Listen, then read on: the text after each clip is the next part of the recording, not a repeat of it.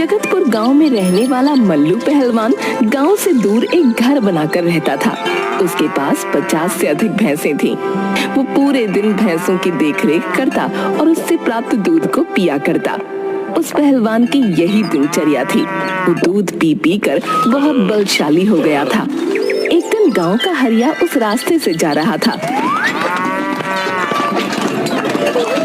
मल्लू पहलवान उसे रोकता है। अरे भाई हरिया, जरा मेरी बात सुनो, मुझे तुमसे बहुत जरूरी बात करनी है। हाँ पहलवान जी, बताइए क्या बात है। मेरा विवाह किधर होगा, मुझे बताओ जरा। मल्लू पहलवान जी, ये मुझे कैसे पता होगा कि आपका विवाह किधर होगा। मैं तो ये भी नहीं जानता कि मेरा विवाह किधर होगा। तो आपके विवाह की दिशा मैं कैसे बता सकता हूँ।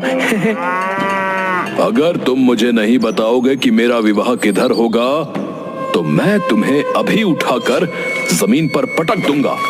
पहलवान जी, आप कैसी बातें कर रहे हैं।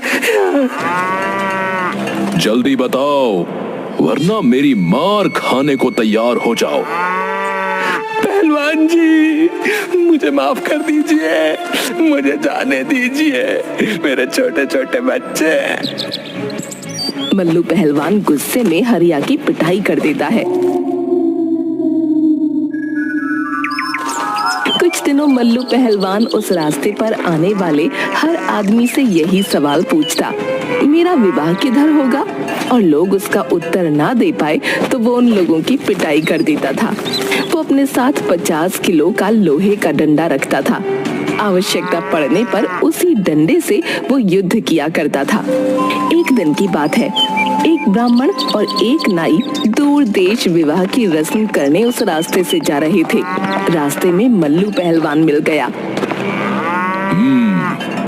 मेरा विवाह किधर होगा।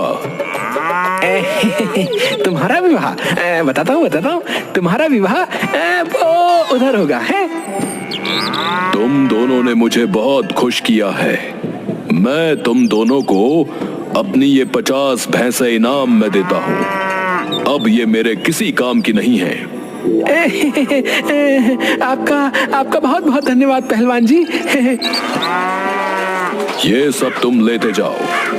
अब ये सब मेरे किस काम के। अब मैं चला अपने ससुराल खातिरदारी करवाने। मल्लू पहलवान उस ताड़ के पेड़ को लक्ष्य बनाकर वहां पहुंच गया।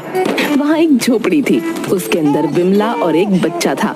वहां जाकर, नमस्कार, मैं हूँ मल्लू, मैं पास के गांव में ही रहता हूँ। विमला को समझ नहीं आया कि ये कौन है। फिर उसने सोचा कि शायद मेरे पति के जानकार होंगे। ये लीजिए बाल्टी और लोटा, हाथ पैर धो लीजिए, मैं मेहमानों का कमरा खोल देती हूँ, आप आराम से वहाँ बैठ सकते हैं। विमला का लड़का रो रहा था। लड़के को क्यों रुला रही है। विमला को कुछ नहीं समझ आता। तभी विमला का पति आता है। उस आदमी को वहाँ पाकर अचरज में पड़ जाता है। अपनी पत्नी से पूछता है, ये कौन है। पता नहीं ये कौन है, मैं तो सोच रही थी कि तुम्हारा कोई परिचित होगा, और तुम्हारे जैसा ही ये बदतमीज है, मुझे एक थप्पड़ मारा है इसने। ओए, तूने मेरी बीवी को कैसे मारा बे। कहते हुए उससे झगड़ा शुरू कर दिया। मल्लू पहलवान था, वो बदतमीजी बर्दाश्त नहीं कर पाया। उसने अपना लोहे का डंडा उठाया और एक सिर पर लगा दिया। वो आदमी वहीं पर मर गया। विमला जोर जोर से रोने लगी। हे भगवान, ये तूने क्या किया, मेरे पति को मार दिया। वो मेरा सहारा था, उसके सिवा मेरा और मेरे बच्चे का इस दुनिया में कोई नहीं। अब हमारा क्या होगा। अरे अब तुम रो मत, तुम चुप हो जाओ। मैंने जानबूझकर उसकी जान नहीं ली है। मुझे क्या पता था कि एक डंडे की मार से ही वो मर जाएगा। विमला और जोर जोर से रोने लगी। हे भगवान, ये तूने क्या कर दिया, अब हमारा क्या होगा। विमला के रोने की आवाज सुनकर धीरे धीरे वहाँ काफी लोग जमा हो जाते हैं और सब आपस में बातें करने लगते हैं।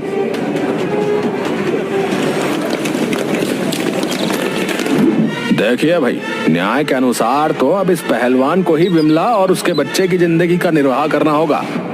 लेकिन इस पहलवान से ये कहेगा कौन? ये तो सीधा डंडा उठाएगा और जान ही ले लेगा।